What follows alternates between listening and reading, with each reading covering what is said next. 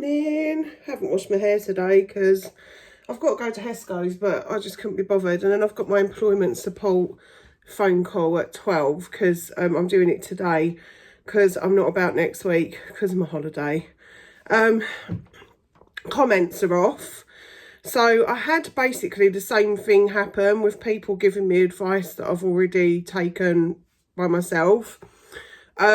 But I wanted to go into a bit more of an explanation about the job market in my area because it might help people to understand. So let me explain the job market where I live. I live in an area that is second in the country for mass migration. So between 2021 and I think it was, last year I think it was, don't quote me, but I'm pretty sure it was last year, we had a 20% increase in population in my area. 20%. Apparently that's 3 times the amount of the whole of the UK. Like three times the amount of people came into this town. So what's happened is we've had a mass load of people come in, which is fine. I'm more the merrier. I'm quite happy to have people come in. It doesn't bother me. But there are not enough jobs. So what's going on is that every single time a job is put on the job sites, and this is all of them, I use all of them. I do the .gov one, I do the Indeed one, what's the other thing, LinkedIn, like I'm on all of it, but I just don't get callbacks, or if I do, it's like an email just saying, sorry, you didn't get the job or whatever.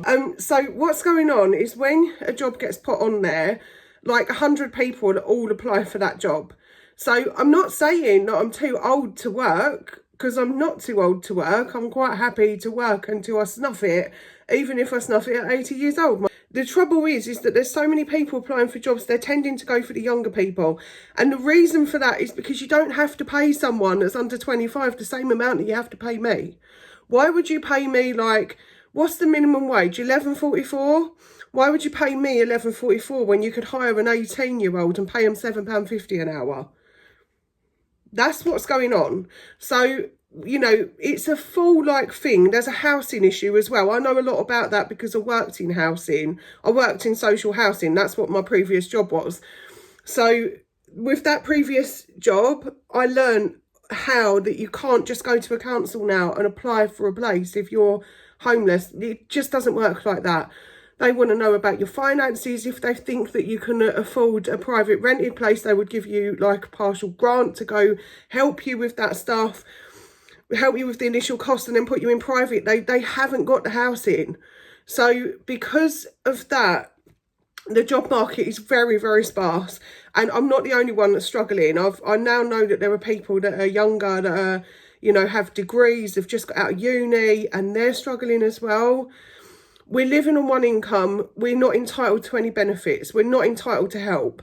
So, yeah, it's a bit of a difficult time, but I'm going to be okay. And this is why I'm concentrating on other things. You know, like I know that I've still got these things to be thankful for. My YouTube channel, the fact that I can knit, the fact that I'm selling okay on Vinted. Okay, it's not loads, but I'm putting it all into my savings account so that I can cover those 2 bills so that my husband doesn't have to, because those bills are my bills. I came into the marriage with those, and we had this agreement that I would pay my bills. So if anything was to happen, I'd pay my bills. He's paying for everything else and we're surviving, but we don't want to survive. We want to be able to have the extra cash, have the savings, have that stuff. We want that stuff. So that's why I'm still looking for work, but I'm, you know, throwing my weight into the things at the moment that I know are going to give me a little bit of money. So that's what I'm doing at the moment. And I appreciate everyone's sort of comments and help and things, but I've had to turn them off because it stresses me out when I'm getting the same thing over and over. And I'm already stressed enough. I'm in therapy. So I'm not doing comments at the moment because I can't. It's as simple as that. And yeah, I hope that explains the situation a little bit more and explains to you why things are so bad in the area where I am.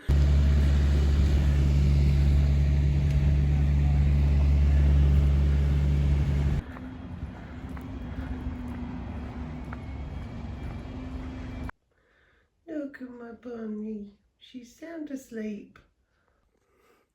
Oh my gosh, that was so cool. I've managed to, I've done my employment assistance. So employment assistance, I think I did mention before, but they're doing it through where I had my therapy done.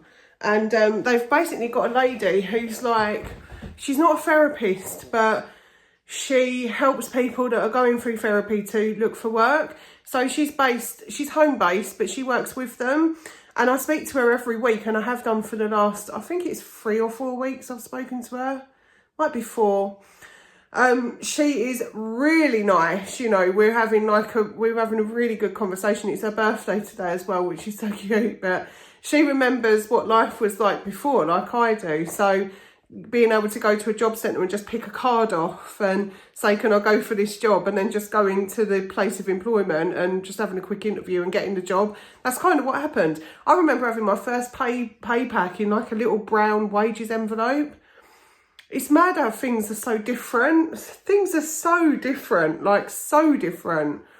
It's odd how different they are. But I was talking to her about this exact situation that's going on with the job market, and she said exactly what I said. She said that there's so many people going for the same jobs, the same roles, that you know, it's just about perseverance. She said you've just got to keep plodding on until you do get something and somebody notices you. And also she told me to like we've been adding different things to my list of things that I can do every week.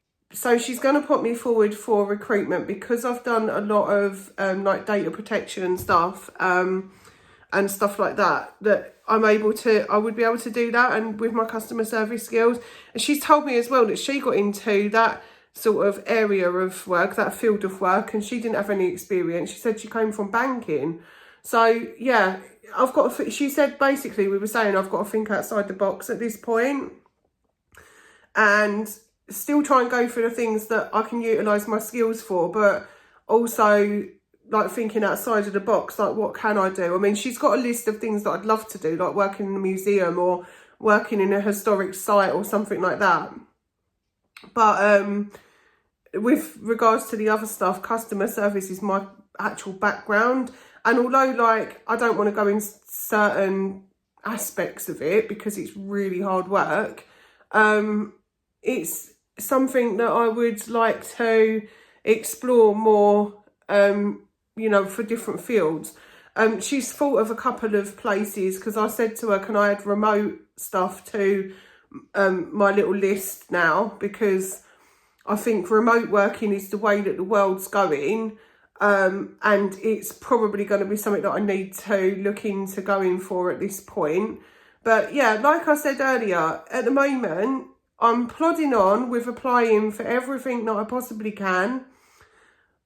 But I'm also thankful for the stuff that I've got right now, which is this channel and my Vinted.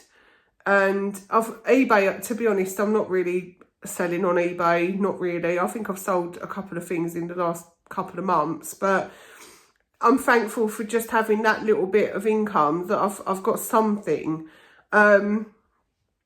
Yeah, so she also said about like seeing if I can do a couple of dolls or something, but I said it's the outlay really that's the problem with that. So although I'm waiting and I'm hoping this silicone one that I've got sold, that I've rooted, I'm hoping that one sells, because then I can like get a couple of other kits and then I can do those, because it's getting on for Christmas now. So they'd probably sell all right. But yeah, at the moment it's like, it's everywhere, everything's dead at the moment. It's just one of those things. It's just where I live. It's just, you know, the way things are, and we've just got to plod on and persevere, as she said. What a mad afternoon. What an incredibly mad couple of days. Like, life is so weird, just the way things work out. But I've got a plan, but I can't talk about it yet because there's like something in the pipeline where I think that finally I know exactly what I'm doing, and it's just made me feel really good, and my brain's like alive with ideas because of it. But yeah, we're going to get started once I get back from holiday. So once I'm back from holiday, then, you know, I can have a think while I'm sort of on holiday anyway, because I'll be having a break, and yeah, I can sort of have a think about things and how everything's going to work, and I just think it's just going to be great, and I'm really excited. So yeah, I've got some stuff coming up, and I feel like I've got a bit of a plan to get me out of this situation that I've been in. Anyway, I'm going to go and make sausages and mash and beans now, because that's what we're having for dinner at my husband's request, and I'll see you on the next one.